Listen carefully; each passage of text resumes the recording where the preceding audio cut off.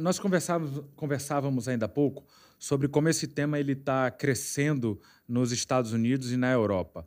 O Djalma, ele percorre, tem estudos e ministra curso e palestras mundo afora. Ele falou que as principais empresas hoje no mundo têm essa preocupação. Google, Facebook, Twitter. É isso aí, Djalma? Precisamos crescer aqui no Brasil também com essa temática? Eu sou um dos poucos brasileiros que tem lá dentro do Instituto de Coaching da Harvard.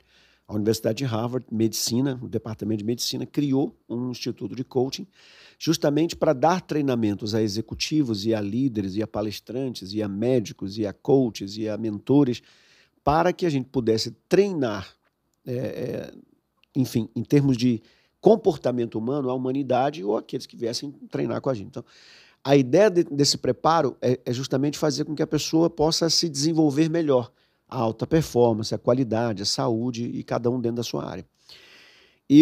Há 7 anos atrás, aproximadamente, quando eu entrei para esse instituto, lá só se falava de inteligência emocional. Um dos membros lá do instituto é o Daniel Goleman, que é um organizador da inteligência emocional. Ele não é o pai da inteligência emocional, mas é um organizador. E ele assim, ele junto com outras pessoas sempre explorando isso em termos, né, de divulgação e tudo. E é importante isso, porque a inteligência emocional nos ajuda a lidar com os outros, nos ajuda a lidar com crises e tal. Mas todas as leituras que eu tive de inteligência emocional, todas as leituras que eu tive, nenhuma delas traziam respostas para as crises da humanidade, para os problemas mentais e tudo isso. E sempre vinha esse questionamento. E, de repente, começaram-se a achar respostas para isso, mas que não estavam na emoção. Que respostas foram essas? A compaixão. Começaram a falar muito sobre compaixão. Não, porque a compaixão ajuda, porque a compaixão, por exemplo, fizeram um teste com um monge budista chamado Matthew e descobriram que esse cara tinha a mente mais alegre ou feliz do mundo. É óbvio que ninguém testou as outras, mas dentro daqueles que foram testados, ele era o cara mais feliz do mundo. E aí descobriram que ele era assim porque ele tinha um poder de compaixão muito elevado, ele tinha, né, essa característica de compaixão. E aí começaram a descobrir que pessoas que têm compaixão, que pessoas que amam o próximo, que pessoas que perdoam com facilidade, elas são pessoas cujo cérebro tem uma capacidade de equilíbrio emocional maior. Então, o que se descobriu? É que essas características espirituais são as características que dominam as emoções. Então, qual é a resposta da emoção? A espiritualidade.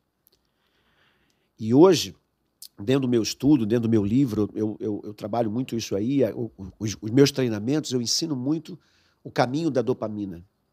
Aonde está a felicidade no cérebro? A felicidade no cérebro está no córtex pré-frontal. Ela é produzida no núcleo ventral, mas ela vai para o córtex pré-frontal. E o que tem lá no córtex pré-frontal? Compaixão, gratidão, fé, confiança, perdão. Então, se eu pratico essas coisas, o meu cérebro é mais feliz. E a felicidade é o equilíbrio para o cérebro. São duas coisas que trazem equilíbrio para o cérebro e saúde para o cérebro. Dopamina e ocitocina, que é o hormônio do amor. Talvez por isso Jesus tenha dito que o principal mandamento era amai-vos uns aos outros, porque quando eu amo, a ocitocina é o regulador do cortisol. Quando eu amo, o meu cérebro me desestressa. Eu diminuo a minha quantidade de cortisol. Então, hoje a ciência já mapeou e isso é uma resposta concreta. A espiritualidade é a resposta para a saúde e para as emoções. Massa.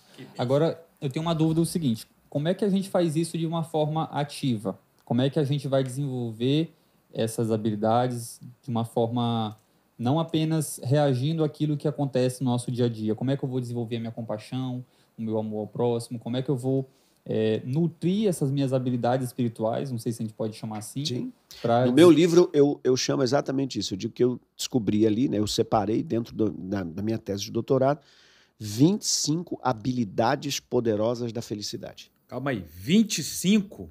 25 habilidades poderosas da Então, felicidade. se a habilidade é algo treinável? Se a habilidade pode ser um hábito. Pode ser conquistado, desenvolvido. Pode ser desenvolvido, quer dizer, ele deve ser desenvolvido. Nasce com a gente, mas precisa ser desenvolvida. É como a fala. Nós temos a capacidade da fala, mas temos que desenvolver. Se a criança até os 4 anos não desenvolver a fala, ela não fala nunca mais. Então, nós temos que ensinar a espiritualidade desde pequenininho. Ensinar a amar, ensinar a ter compaixão, ensinar a respeitar o outro, ensinar a amar o próximo. Se eu ensinar a criança no caminho que ela deve andar, engraçado, eu já ouvi isso em algum lugar, ela não se desviará desse caminho, porque ela criou o hábito. E esse hábito vai fazer parte do caráter dela. Interessante. Que legal. A gente percebe, viu, Djalma, que há uma verdade bíblica que está sendo cada vez mais confirmada pela ciência. Não que a Bíblia precise disso, mas que isso é um dado interessante. É um dado interessante nós vermos que os estudos, né, do cérebro humano, da composição humana, eles chegam a um lugar que a Bíblia já ensina, ó, e que Jesus foi o maior professor de todos os tempos. Você falou sobre sentido da vida, propósito. A inteligência espiritual, ela desvenda isso. Hoje nós temos percebido uma geração de jovens sem propósito, sem um destino, sem um lugar a chegar. Eu estou muito impactado. Eu conheci o Djalma em um dos treinamentos que nós fizemos na igreja e eu quero já fazer aqui a propaganda. Você que ainda não tem esse livro, ele é imperdível. Desvende o poder da inteligência espiritual. Tem na Amazon, tem na internet. E se você mandar um direct aí para o Djalma, ele ainda vai te dar um desconto fantástico. Primeiro, segue esse cara aí, @DjalmaPinho no Instagram. E você fala sobre esse desenvolvimento, o código de Jesus para desenvolver seus discípulos. Os nossos ouvintes e nosso público fiel, ele frequenta igrejas, tem a sua espiritualidade não necessariamente evangélica, não necessariamente cristã. Pode ser católico, né? espírita, Exato. Né? Uma outra religião. Mas, independente da denominação, qualquer pessoa pode acessar esses códigos? A inteligência espiritual, ela é inerente ao ser humano. Deus nos fez a sua imagem e semelhança. E é até interessante como é que eu descobri isso. Para mim, isso que eu vou falar aqui é a maior descoberta de todos os tempos. O que foi descoberto?